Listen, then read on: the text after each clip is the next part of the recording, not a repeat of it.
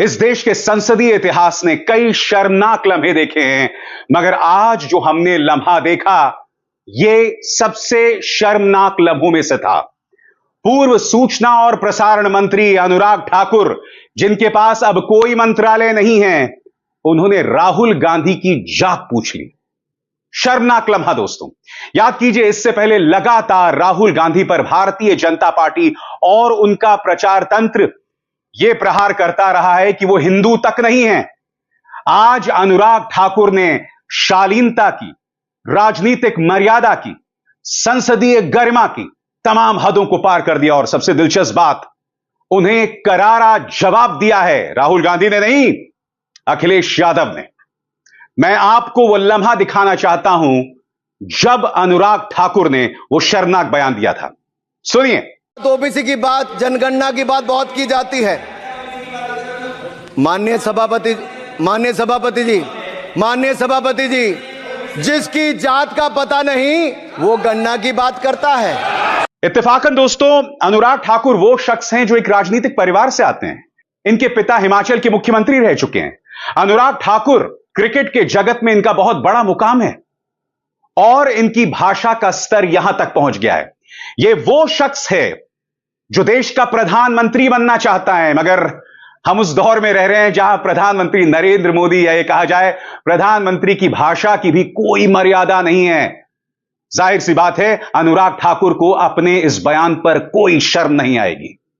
मैं आपको दिखाना चाहता हूं कि इस बयान का क्या करारा जवाब दिया अखिलेश यादव ने। देखिए। इनसे ये पूछना चाहता हूं, आपने जाति कैसे पूछ ली, ये बताइए बस। आप जाति कैसे पूछ सकते हैं?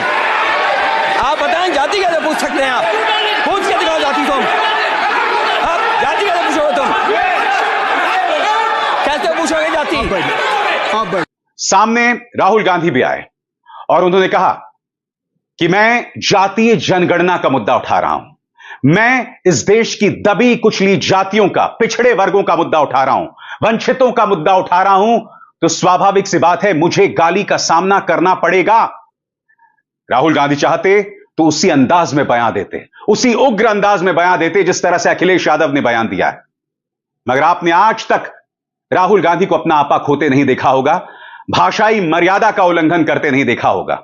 देखिए किस तरह से उन्होंने जवाब दिया अनुराग ठाकुर को। स्पीकर सर, जो भी इस देश में दलितों की, आदिवासियों की, पिछड़ों की बात उठाता है, जो भी उनके लिए लड़ता है, उसको गाली खाना ही पड़ता है। और मैं ये सब गालियां खुशी से खाऊंगा, क्योंकि महाभारत की बात हुई तो महाभारत में अर्जुन को सिर्फ मच्छी की आंख दिख रही थी, उसी प्रकार मुझे सिर्फ मच्छी की आंख दिख रही है। जाति जनगणना हम करा के दिखाएंगे। खत्म। आपको जितनी गाली देनी है आप दीजिए, हम खुशी से लेंगे। धन्यवाद। बड़ा प्रश्न दोस्तों, क्या यह भाजपा की बौखलाहट है? क्या यह अनुराग ठाकुर की बौखलाहट है? जाहिर सी बात है, ये जो बातें कही जाती हैं, इसकी चर्चा, इसकी मंत्रणा भाजपा लगातार अपने अंदरूनी सर्कल में करती होगी कि इस तरह से प्रहार किया जाए, इस तरह से हमला किया जाए।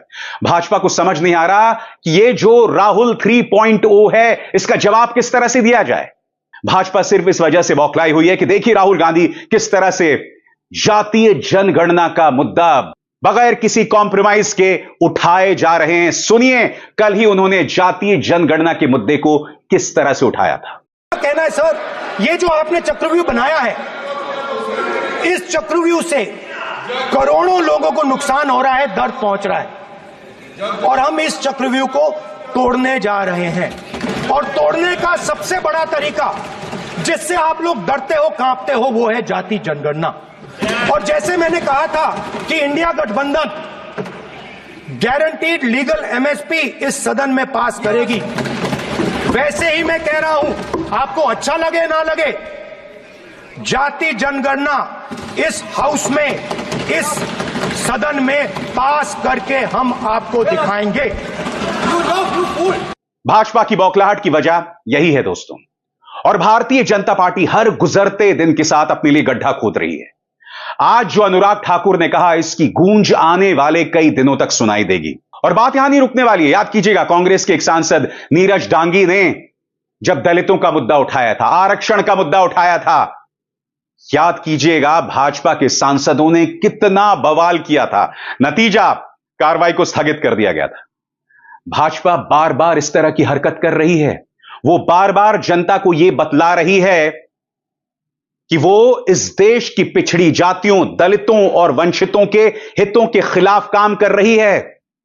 आखिर क्यों इस तरह से जातिगत बयान भाजपा के सांसदों की तरफ से आते हैं? आखिर क्यों इस तरह की हरकतें सामने उभर कर आती हैं?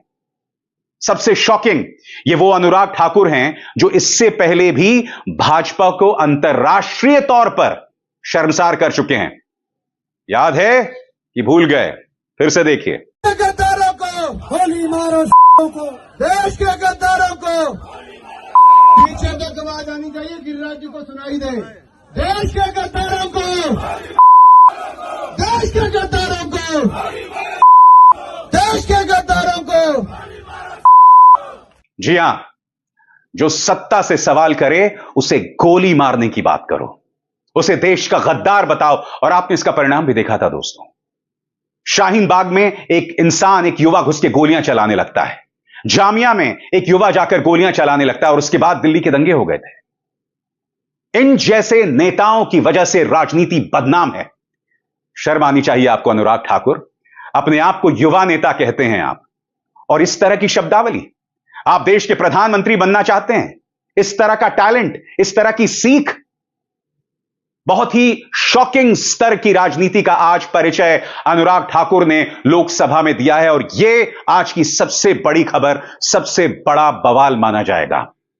जैसे मैंने कहा ना, हर गुजरते दिन के साथ भाजपा अपनी बौखलाहट को साबित कर रही है, अपने लिए गड्ढा खोद रही है। यह पार्टी आत्ममंथन नहीं कर रही है, गिरेबान में नहीं झांक रही है। मैं जो आपसे कह रहा हूं, ध्यान से सुनिएगा। यह नसीहत भाजपा के लिए है। बाज आइए, अपनी हरकतों पर, अपनी भाषा पर, भाषाई मर्यादा पर गौर कीजिए।